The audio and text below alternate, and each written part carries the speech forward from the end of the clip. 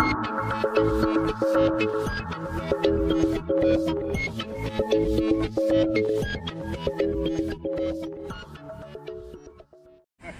मैं हूं दिग्विजय और आप देख रहे हैं तर्कज्ञान।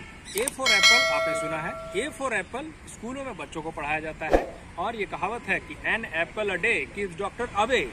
ये बहुत जगहों पर आपने सुना होगा, लेकिन क्या आपने कभी सोचा कि सेब को, एप्पल को ही क्यों विशेष केंद्र में रखकर ये सारी बातें कही जाती हैं?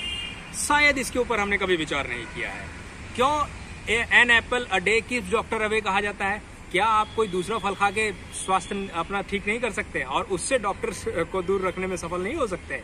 तो ऐसा क्यों है, और इस बात को आज हम समझने की कोशिश करेंगे कि एप्पल का ऐतिहासिक संदर्भ क्या है, ऐतिहासिक रूप से जो विचार रहे हैं, ऐतिहासिक रूप से जो मत रहे हैं और ऐतिहासिक घटनाएं जो रही हैं, उसमें किस तरीके से सेब को विशेष संदर्भ में केंद्र बिंदु में रखकर बातों को बताया गया है और प्रतिपादित किया गया है, सिद्धांतों को, उसको आज हम समझेंगे।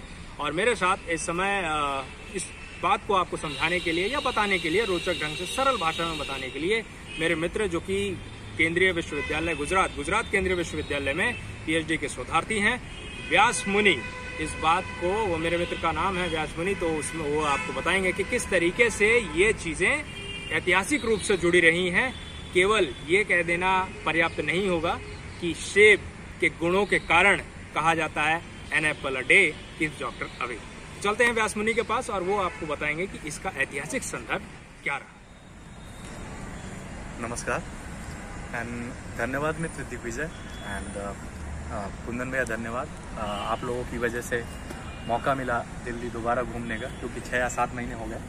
और जब आप होते हैं या फिर दिग्विजय भाई जैसे मित्र होते हैं तो कई बार दिल्ली, मतलब ऐसा नहीं लगता कि बहुत ज़्यादा दिन हो गए, तो इसलिए एक मौका मिल जाता है इसी बहाने आने का, घूमने का, बातचीत करने का। आज कैंपस आने का मन हुआ, आप लोग आए। और हम लोग अभी राइट नाउ हम लोग ऑलरेडी देख सकते हैं, हम लोग गार्डन में भैया। और इसी गार्डन से लाइक एक कहानी, जैसा कि दिग्विजय भाई ने पूछा, मुझे एक कहानी याद आती है जो कहीं ना कहीं बाइबल से, जिसका एक रेफरेंस मैं देना चाहूँगा। लाइक बाइबल में एक स्टोरी है एडम और ईव की, जो लाइक बहुत सारी यूनिवर्सिटीज़ में होने के नाते मैंने अपने कई टीचर्स से सीखी, कई टीचर्स ने सिखाया और कुछ रीडिंग्स पढ़ी मैंने। उसके थ्रू मुझे एप्पल और उसका इम्पोर्टेंस इस तरह से मैं देखता हूँ कि एक स्टोरी है बाइबल में जिसमें ईश्वर हैं या फिर गॉड हैं, वो एक पहले इंसान को क्रिएट करते हैं। जो ऊपर की कहानी है, सुपरफिशियल जो दुनिया है, जिसको कांट अपने शब्दों में न्यूमोलॉजी बोलता है, वो जो दुनिया है, उस दुनिया में उस इंसान को क्रिएट करते हैं। और वो उस इंसान को एक ईव नाम की एक फीमेल जो है मिलती है वहाँ पे। और उसके बाद बहुत सारे उस गार्डन में बहुत सारे ऐसे ट्रीज़ हैं। उन ट्रीज़ को गॉड उन्हें अलाउ करते हैं वहाँ पे, अकॉर्डिंग टू बाइबल जो रेफरेंसेस हैं। और जिसको एडम और ईव, जिसको हम कह रहे हैं इस्लाम में, उसे हम आदम और हव्वा बोलते हैं। और वो मना करते हैं आप सारे फ्रूट खा सकते हो, बट एक एप्पल का जो फल है, जो ट्रीज ऑफ नॉलेज भी कहा गया है बाइबल बिब्लिकल रेफरेंस में, और वो आप मत खाना, वो मना करते हैं। जैसा कि हम हमेशा से जानते हैं, इंसान from primitive period to till death हम बड़ा क्यूरियस होते हैं। जो चीज़ हमें रोकी जाती है हम उतना ही उसे करना चाहते हैं। जैसा कि कई बार हमारे आपके कॉन्टेक्ट में हुए, और व्यास ये मत करो, तो फिर मैं वो कर देता हूँ, जिसकी वजह से मुझे कई बार मैं स्कॉल्ड हो जाता हूँ आपके थ्रू, जो अच्छा है मेरे बेहतरी के लिए। बट उस समय ऐसा हुआ कि वो जो क्यूरियस वाली जो नेचर है उसके अंदर भी आया, एडम और ईव के अंदर भी, कि फ्रूट जो है वो खाना चाहिए या नहीं खाना चाहिए। अगर हमें रोका गया तो क्यों रोका गया, रीज़न क्या इसका रोकने का। तो उसी क्यूरियस नेचर में वो गए, और उस जो ट्रीज ऑफ नॉलेज है, जो जिसे हम सेब का वो रूपक दे रहे हैं, सेब, तो वो जिसको हम कहते हैं वो ज्ञान का वृक्ष। हाँ, ज्ञान का वृक्ष हिंदी में कहते हैं उसको, वो खा लेते हैं। और जैसे ही वो दोनों खाते हैं, वो फॉलन मैन होते हैं। वो धरती के पहले वो इंसान है जो, जिनको फॉलन मैन कहा जाता है बाइबल में, अकॉर्डिंग टू बाइबल उसे फॉलन मैन कहा गया, या जो धरती पे गिरा हुआ आदमी हिंदी में हम कहेंगे, और जिसने बहुत सारे सिन कर दिए उस फल को खा के। तो सेब का मेरी नज़र में ऐतिहासिक इम्पोर्टेंस, खासकर बिब्लिकल इम्पोर्टेंस, और and then other religion like Judaism, जिसे हम इजराइल जो है, यहूदी जो इजराइल यहूदी राष्ट्र है जाना जाता है, एक रिलीजियस नेशन है वो। Although many of the scholars they call it like ethnocracy state, जहाँ पे एक इथनो जो मेजोरिटी है वो ज़्यादा वो करती है, वो अलग डिबेट है। बट फल का इम्पोर्टेंस ये रहा है मेरे हिसाब से, हिस्टोरिकल जो रेफरेंसेज है वो सेब का इम्पोर्टेंस खास कर ये है जो मैं समझ पाता हूँ। और इसका तो इस्लाम से भी जुड़ा हुआ है ना, एक इस्लाम के जो धारा है और जुडाइज्म, मैं चाहूँगा कि जुडाइज्म और इस्लाम वाला भी जरा इसमें और थोड़ा स्टोरी सबकी सेम है, उसके इंटरप्रिटेशंस जो है हर रिलीजन ने अलग अलग तरीके से किया। जो मैंने जो पढ़ा है जुडाइज्म जो हेब्रो ट्रांसलेशन है, और वो ट्रांसलेशन जो इंग्लिश में जो मैंने पढ़ा है, तो जो कुछ प्रोफेसर्स हैं, जैसे मैं उसको और ऑथेंटिक अगर बनाऊँ तो राबी जोटवस्की करके हैं, तो ये बोलते हैं कि जो ट्रीज ऑफ नॉलेज है एक्चुअल में वो एक अब्स्ट्रैक्ट सेंस है, वो कोई फ्रूट नहीं है। बट कई सारे स्कॉलर्स उसको कंटेस्ट करते हैं और वो बोलते हैं नहीं वो सेब का फल है। तो एक कंटेस्टेशन जो सेब की लड़ाई है, वो जो सेब के फल एक ट्री ऑफ नॉलेज या स्वास्थ्य, जैसे आपने शुरुआत में किया, स्वास्थ्य का एक सिंबल जिस तरह से बन रहा है, उसका इम्पोर्टेंस एक सिग्निफिकेंस अब्राहमिक ट्रेडिशन में बहुत ज़्यादा है, मेरा ऐसा मानना है। और मैंने जो किया रेफरेंस आपको जैसा दिया प्रोफेसर्स के रेफरेंस, और फिर जब मैं एक और रेफरेंस में देना चाहूँगा, यूनिवर्सिटी ऑफ इलाहाबाद में मुझे लेवियाथन पढ़ाया गया, वहाँ पे मेरे टीचर्स ने ये रेफरेंस मुझे सुनाई है, एडम एंड ईव और एप्पल की कहानी। तो दैट इज़ वही स्टोरी मुझे अभी तक याद भी है और फिर मैंने इसको पढ़ा भी। तो ये ठीक है। आप देखिए एक विचार और मत को कैसे हम देखते हैं कि वेस्ट में जो है सारी महत्वपूर्ण घटनाओं या खोजों को जो है एप्पल से ही जोड़ दिया जाता है। जैसे न्यूटन के सर के ऊपर सेब गिरा तो उसको ज्ञान हुआ कि उसने गुरुत्वाकर्षण बल ग्रेविटेशनल फोर्स की जो है इन्वेंशन किया, उसको बताया, खोज किया उसने। इसी तरीके से पश्चिम के विचार में, या आप कह सकते हैं कि पश्चिम की संस्कृति में, सभ्यता में सेब का बड़ा महत्व रहा है। लेकिन क्या ये उसी समय की बात थी और आधुनिक युग में जिसमें हम मॉडर्न स्मार्टफोन और वॉचेस और लैपटॉप और कंप्यूटर इस सब की बात कर रहे हैं, तो वो कैसे आया है? और उसको एक विशेष संदर्भ में थोड़ी सी बात मैं जानना चाहूंगा, क्योंकि कुंदन इसके बारे में कुछ बताएंगे कि जैसे वो एप्पल वाला जो प्रोडक्ट है उसको वो कैसे बताते हैं। Namaskaram, as well described by Vyas and as well introduced by Digvijay. तो ज्यादा कुछ कहने को बचता नहीं, बट आई सी देम जब पॉलिटिक्स ऑफ नॉलेज एक डायमेंशन आप इसमें इंसेप्शन डालते हैं, जब इसको आप So politics of knowledge is all about how knowledge is produced and how it is disseminated.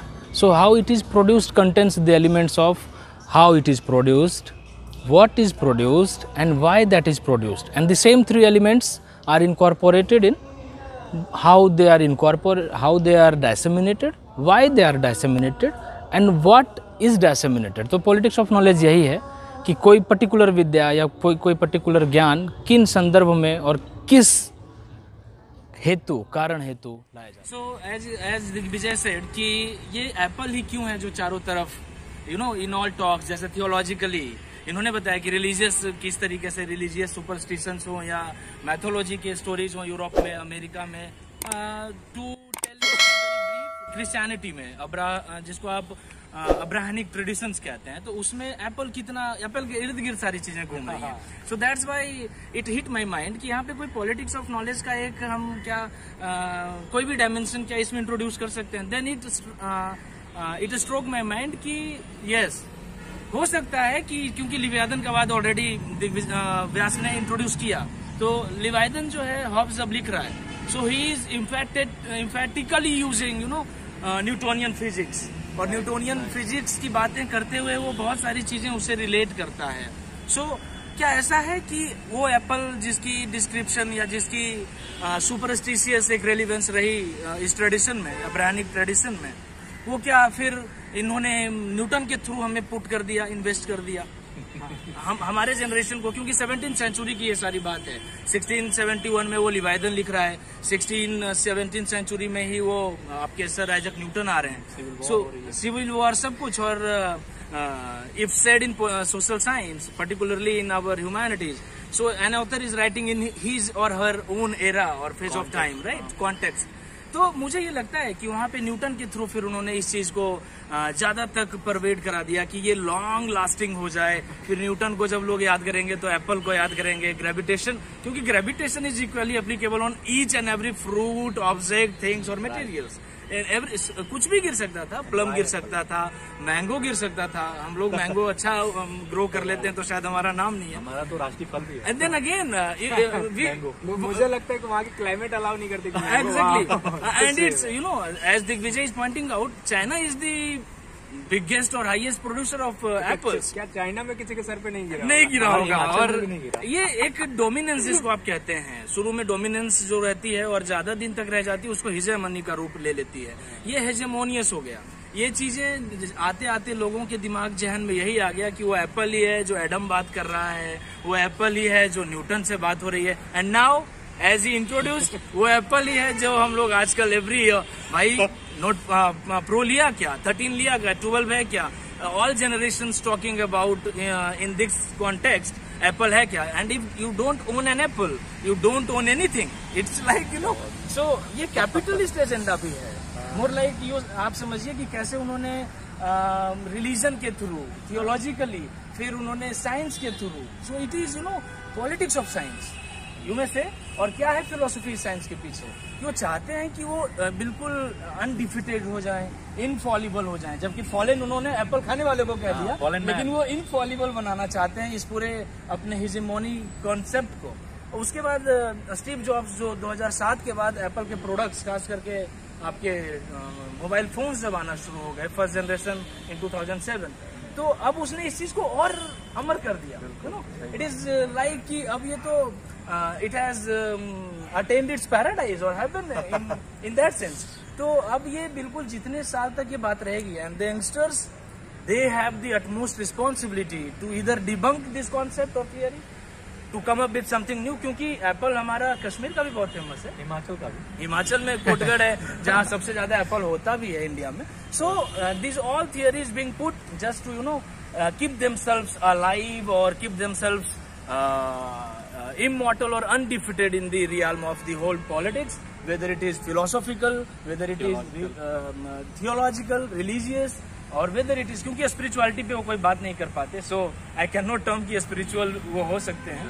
But now see कि ये generation अगर इस तरीके से अपने conversation को नहीं एक बार चेक करेगी कि यार ये क्यों बातें चलती है, 14 Pro, Apple, next generation हर साल आता है, so क्या हर साल Apple खराब हो जाता है? It's not like that. उस एप्पल को खाने से इंसान फॉलन मैन बनाए, बट इस एप्पल को लेने से इंसान एम्पावर्ड हो जाता है। एम्पावर्ड हो रहा है in the current you know terms of the things. ये अब कैपिटल वर्ल्ड में, कैपिटलिस्ट वर्ल्ड में जिसके पास एप्पल है, ही और she intends to you know more powerful और more you know economically richer. Status जो ब्रांड आप कहते हैं, स्टेटस सिंबल एक हो गया है। So we need to debunk this very seriously. We need to debunk the whole theories being put over by the Americans or Western philosophers. हमें समझना होगा कि एक जो ढर्रा बन जाता है, an apple a day. In the beginning, as Digvijay introduced, an apple a day keeps doctor away. मैं तो कहता हूँ कि आप शुरू से अगर अश्वगंधा खा रहे हो, गिलोय का जूस पी रहे हो, any of the products that COVID still you know it was valid, it was verified and validity, it got validity in the COVID times. America भी आयुर्वेदिक प्रोडक्ट्स यूज करना शुरू कर दी थी, उन्होंने भी अमेरिका से क्यों इतना वो सर्टिफिकेट लेना। Exactly, we are going you know more, we are traditional model, exactly, we are you know our approach is going more Eurocentric. यूरोसेंट्रिसिज्म से बाहर होना होगा, क्योंकि उनकी कोई भी इज्म आप देख लीजिए, यूरोसेंट्रिसिज्म हो, एंथ्रोपोसेंट्रिसिज्म हो, सारी चीजें जो है मुझे लगता है कि एक्सप्लॉइट करने वाली चीजें हैं। And that's the importance of apple I guess, right. So through this video to all of us, apple को इतना हमें वेटेज नहीं देना कि ऑन दी होल हमारा वेटेज घट जाए, इंडिक ट्रेडिशंस का वेटेज घट जाए, इंडिजिनिटी का वेटेज घट जाए। क्योंकि आपका कश्मीर का एप्पल फिर भी उनके एप्पल से बहुत बेटर है। आपका I won't endorse any of the you know device. और मैं इसमें आखिर में ये कहूँगा कि एप्पल का जो बात हो रही है और सेब की जो बात हो रही है, जरूरी नहीं कि एप्पल को महत्व देना और ये सब कश्मीर कौन सा एप्पल बढ़िया। मैं ये कह रहा हूँ कि जिस तरीके से आज हमने बात किया, निश्चित तौर पर जो भी वीडियो देख रहे हैं उनको ये पता चला होगा कि ऐतिहासिक संदर्भ क्या है और किस तरीके से एप्पल, आप कह सकते हैं कि वेस्ट में एक ऐसा फल है जिसको उन्होंने ग्लोबलाइजेशन आने से पहले ही पूरी दुनिया में अपने बेस्ट कर विचारों दिया। और मतों से बेस्ट कर दिया है। और ग्लोबलाइजेशन के एरा में एप्पल प्रोडक्ट है और एप्पल जो आप कहते हैं स्टैंडर्ड है एक, उसको जो है कि पूरे दुनिया में पहुंचाया है। तो एप्पल का इस तरीके से महत्व उन्होंने बनाया है। तो ये हम देख सकते हैं और समझ सकते हैं किस तरीके से आपकी संस्कृति किसी एक फल पर भी केंद्रित होकर इतनी पावरफुल, या आप कहते हैं इतनी प्रभावी हो सकती है, क्या उसको बनाया गया। खैर, इस वीडियो में इतना ही। मिलेंगे किसी और वीडियो में किसी अन्य जानकारी के साथ, किसी अन्य रोचक विषय पर अन्य लोगों के साथ विचार विमर्श करते हुए। तब तक आप लोग देखते रहें, चैनल को सब्सक्राइब जरूर करें, तर्कज्ञान को अपने अन्य दोस्तों के साथ जरूर साझा करें इस वीडियो को, और मिलेंगे बहुत ही जल्द किसी अन्य वीडियो में। बहुत बहुत धन्यवाद।